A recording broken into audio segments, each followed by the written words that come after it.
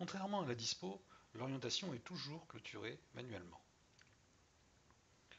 Nous nous positionnons donc sur l'orientation que nous souhaitons clôturer et normalement devons cliquer sur le bouton de clôture de l'orientation. Oui, mais voilà, en l'occurrence ici, il est grisé.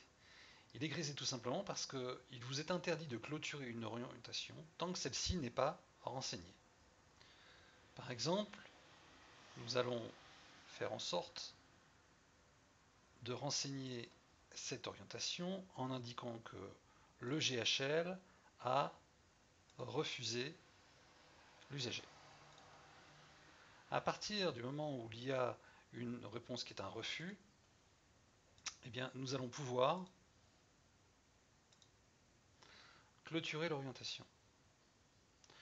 De même, si nous avons une orientation, un accord du GHL, mais que nous n'avons rien rentré dans l'entrée de l'usager, ou éventuellement que pour l'instant l'entrée est différée, par exemple, eh bien nous allons tomber sur le même problème, c'est qu'il n'est pas possible de clôturer l'orientation. En effet, une entrée différée indique que nous sommes toujours dans l'attente d'une intervention.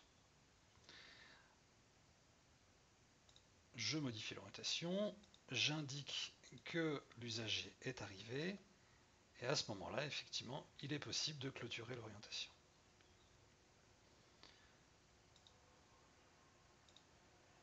Voilà.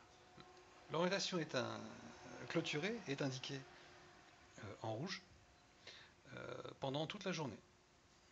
C'est-à-dire que vous pouvez toujours réintervenir dans la journée sur une orientation qui aurait été clôturée par erreur.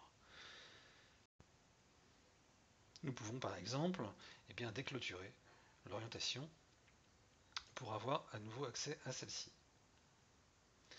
Gardez également en tête que je vais reclôturer cette orientation, que lorsque nous nous trouvons après la date du jour, eh bien cette orientation disparaît.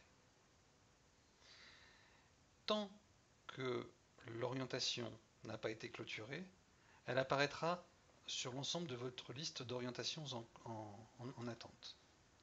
Ici, vous avez un Martinez qui est arrivé le 7, il est bien arrivé, et tant que je ne clôture pas l'orientation, eh bien, de jour en jour, il est